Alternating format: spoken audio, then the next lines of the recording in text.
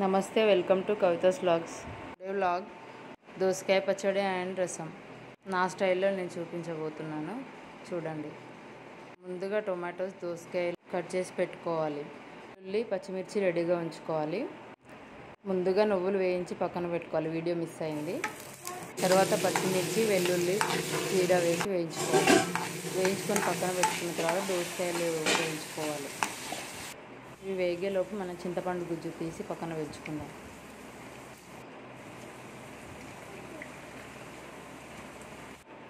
దోసకాయ బాగా నీరు అంతా ఇంకేలాగా వేయించుకోవాలి.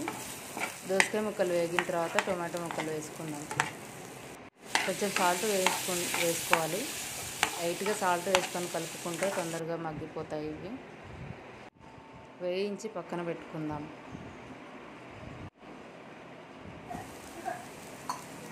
వేగిపోయాయి. ఇక మిక్సీ జార్లో నువ్వులు వేసి పట్టుకోవాలి. పచ్చిమిర్చి, చింతపండు, జీరా, వెల్లుల్లి వేసి పట్టుకోవాలి. వేయించుకున్న దోసకాయ, టమాటో ముక్కలు వేసుకొని పట్టుకుందాం. గ్రైండ్ చేసిన తర్వాత పోపు వేసుకుందాం. స్టవ్ పై కడాయి పెట్టి ఆవాలు, వెల్లుల్లి, కరివేపాకు, కొంచెం పసుపు వేసి వేయించుకుందాం. కలుపుకొని దాంట్లో ఇంగువ వేసుకుందాం. కొంచెం పోపు రెడీ అయింది. ఇంకా పచ్చడిలో కలుపుకోవాలి. తెలంగాణ స్టైల్ దోసకాయ పచ్చడి రెడీ.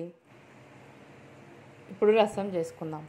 దీనికోసం ముందుగా చింతపండు గుజ్జులో వాటర్ పోసి అది మరుగుతున్నప్పుడు కొంచెం జింజర్ పేస్ట్ వేయాలి. తర్వాత కొంచెం కారం వేసి కలుపుకోవాలి.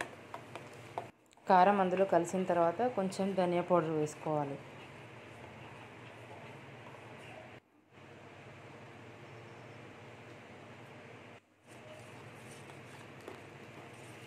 కలుపుకొని ఇంకొంచెం సేపు మరిగిన తర్వాత సాల్ట్ వేసుకోవాలి. చివరిగా కొంచెం బెల్లం ముక్క వేసి మళ్ళీ కలుపుకుందాం. అంతే, పోపు వేసుకుందాం. స్టవ్ మీద కడాయి పెట్టుకొని జీలకర్ర, ఆవాలు, పచ్చిమిర్చి, ఆనియన్ వేసి ఫ్రై చేసుకోవాలి. కొంచెం పసుపు వేసి కలుపుకుందాం. పోపు రసంలో వేసి కలుపుకోవాలి. గమనించారా? కరివేపాకు వేయడం మర్చిపోయా. మళ్ళీ ఆయిల్ పెట్టుకొని కరివేపాకు వేసి వేయించుకుందాం. కొంచెం కొత్తిమీర కూడా వేసుకోవాలి. వేగిపోయింది. రసంలో వేసుకుందాం. తెలంగాణ స్టైల్ రసం రెడీ. To subscribe.